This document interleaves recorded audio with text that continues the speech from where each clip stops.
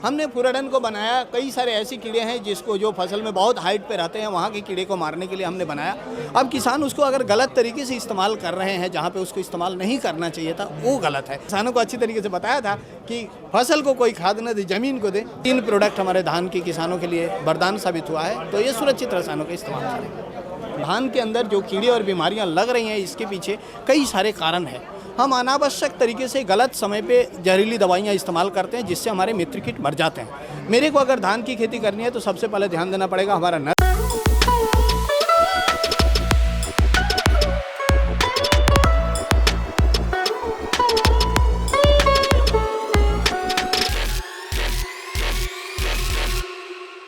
नमस्कार दोस्तों, जैसा कि आप जानते हैं कि कीटों और बीमारियों के अटैक के कारण आपको भारी नुकसान सहना पड़ता है। पर आज की वीडियो में डॉक्टर साहब से मिलेंगे और बात करेंगे कि कैसे हम इन पर नियंत्रण पा सकते हैं। नमस्कार सर। नमस्कार। सबसे पहले सर आपका नाम, आपका डेजिग्नेशन और आप किस कंपनी में काम करते हैं? जी, मेरा नाम पीके पांडे, मैं crystal crop protection limited pesticides की कंपनी है। केवल पेस्टिसाइड्स ही नहीं, स्प्रे इक्विपमेंट, सीड्स, ये सारे किसानों को उत्तम गुणवत्ता के उपलब्ध कराती है। मैं इसी कंपनी में general manager training and extension के पद पर कार्यरत हूँ। तो सर क्रॉप प्रोटेक्शन को लेके आप कैसे काम करते आ रहे हैं? देखिए, आज के दिन में अगर क्रॉप प्रोटेक्शन की बात करें, आज किसानों की आमदनी बढ़ाने की बात चल रही है।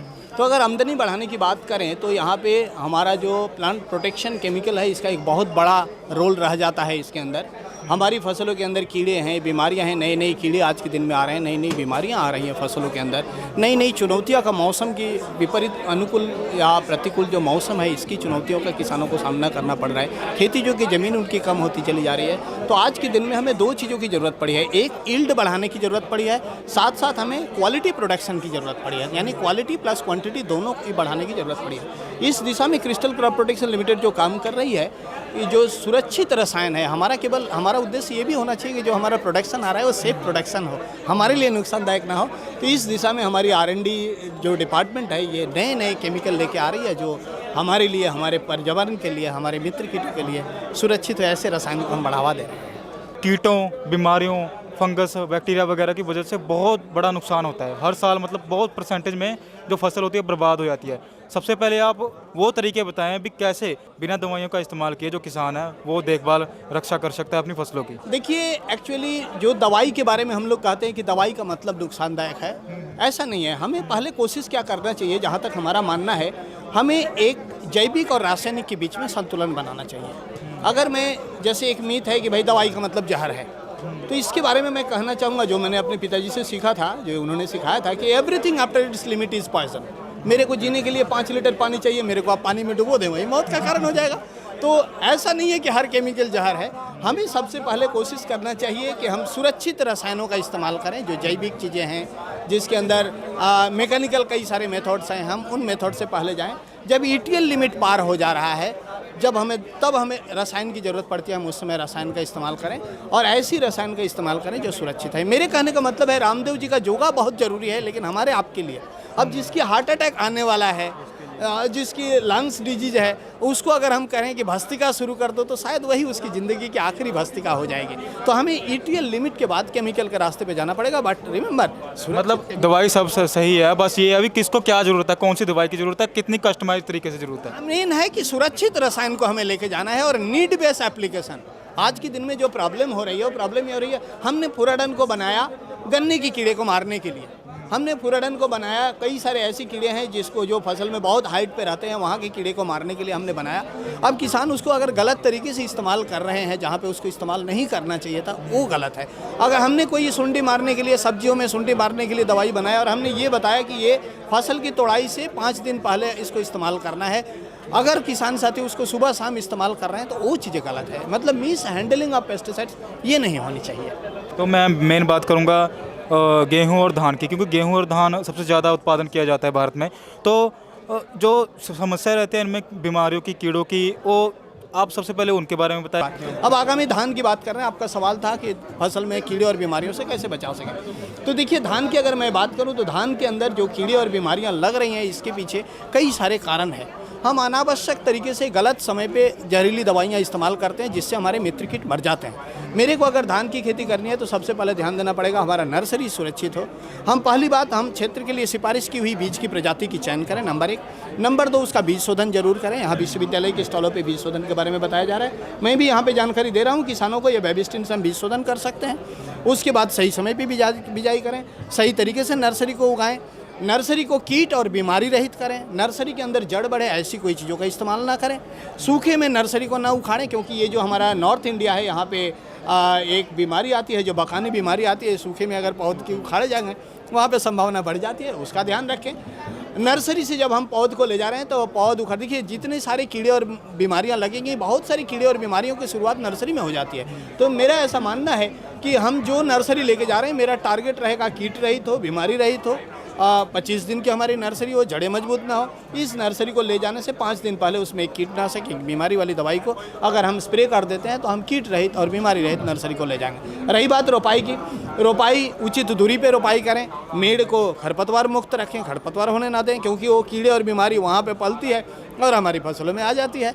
मेड़ को चौड़ा रखें, रोपाई जैसे मैंने बताया उचित दूरी पे करें। खाद की जहाँ तक बात है, फसल को कोई खाद न दे, ज़मीन को खाद दें।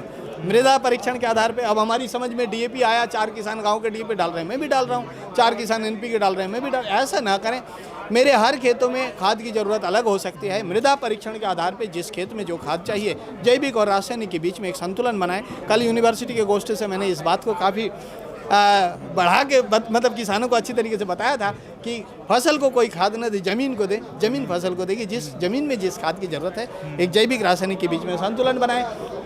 रही बात यूरिया की, टुकड़ा टुकड़ा में यूरिया दें, धान को बिल्कुल काला बना कर ना रखें। रही बात कीट की, कीट प्रबंधन में जैसे यहाँ पे क्या होता है, पत्ता लपेटक आ जाता है, पत्ता लपेटक के लिए किसान सिंथेटिक पायरीथ्रेट्स लगाते हैं, जैसे लैम्डा, साइलोथ्रिन है, और भी कॉम्बिनेशन दवाई है। इन दवाइयों से बचे। मैंने खुद काम किया इमामेट्रिन बेंजोएट के ऊपर, वो प्रोक्लेम नाम से, मिसाइल नाम से, इमामेट्रिन 1.9% इसी बिल्लो नाम से आता है, जिसके ऊपर मैंने काम किया था। तो ये रसायन अगर हम लगाएंगे तो हमारी मित्र कीट सुरक्षित रहेगी, सिर्फ और सिर्फ वही मरेगा। कीट के आक्रमण की प्रारंभिक अवस्था में हम क्या करेंगे, हम सुरक्षित रसायनों से हम कीट को ये करेंगे। आज जो हॉपर बढ़ रहा है उसके पीछे एक बहुत बड़ा कारण यह है कि अनावश्यक तरीके से हम दवाइयाँ डाल के मित्र कीटों को मार दे रहे हैं। हम अनावश्यक रसायनों का इस्तेमाल किसी भी कीमत पर ना करें।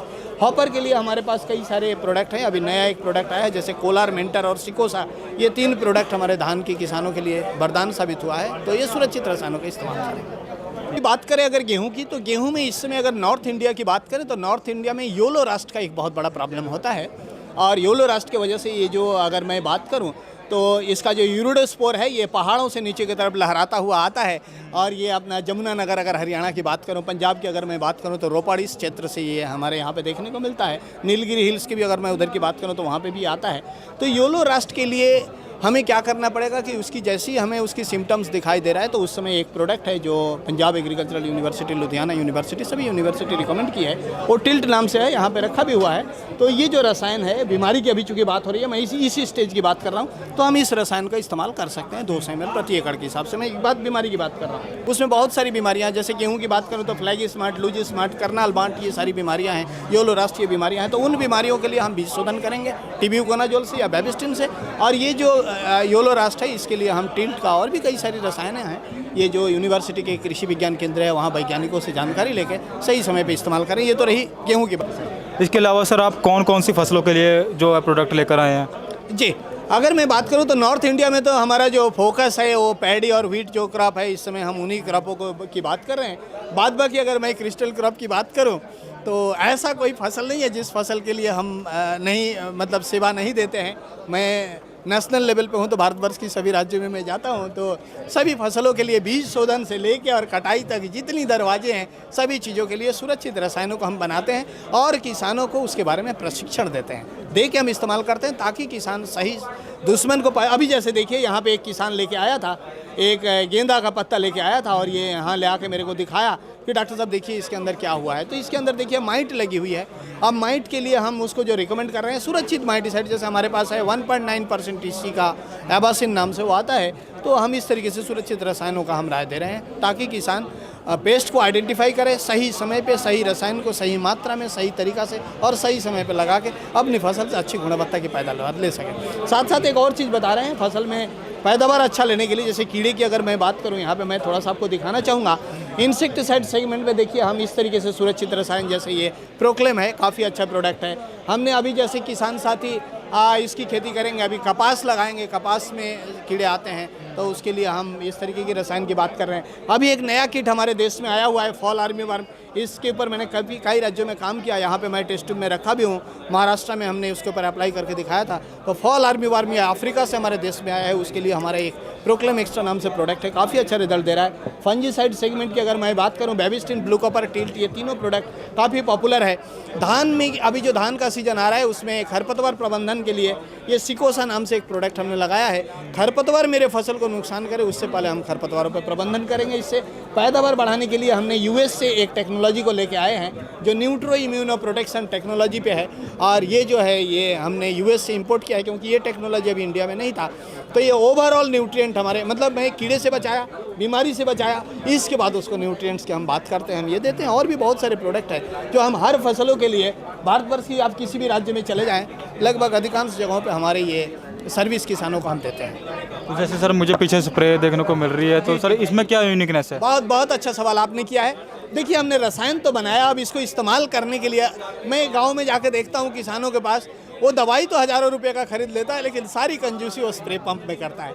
इंपोर्ट जो करते हैं, तो इंपोर्ट चाइना से हमारे देश में स्प्रे पंप आता है, और उसको सस्ता करने के लिए उसमें हल्के क्वालिटी का बैटरी देते हैं। तो पता चला एक सीजन चला, 6 महीना जब पड़ा रहता है, तो अगले सीजन में वो बेकार हो जाता है, किसान समझ नहीं पाता है, उसको फेंक देता है। तो हमने अभी इसके लिए क्या किया है, कुछ हम इंपोर्ट कर रहे हैं, और बाकी हमने उत्तराखंड में हमने अपना प्लांट लगाया है, जहाँ पे हमने मेक इन इंडिया के तहत बहुत अच्छी गुणवत्ता की स्प्रे पंप किसानों को उपलब्ध करा रहे हैं, जिसमें अच्छी गुणवत्ता की हमने बैटरी दिया है, फर्स्ट ग्रेड का प्लास्टिक दिया है, जो भी उसके अंदर वायर है वो कॉपर वायर दिया है, और बहुत अच्छी गुणवत्ता के किया है, जो किसानों को काफ़ी अच्छा रिजल्ट मिल रहा है। तो ये सब स्प्रे पंप दे रहे हैं। इसके अलावा हमने बूम स्प्रेयर अभी इंडिया में पंजाब की एक कंपनी के साथ कोलैबोरेशन करके हमने बूम स्प्रेयर दिया है, जो किसानों को काफ़ी पसंद आया। क्योंकि अगर मैं हरियाणा की बात करूं, तो यहाँ पे जैसे गेहूं के अंदर फैलरिस माइनर है, गुल्ली डंडा है, मंडूसी है, जो भी हम कहते हैं, बंदरा बंदरी है, ये बड़ा चुनौती हो जाता है। तो इसके लिए स्प्रे टेक्नोलॉजी प्रॉपर होना चाहिए।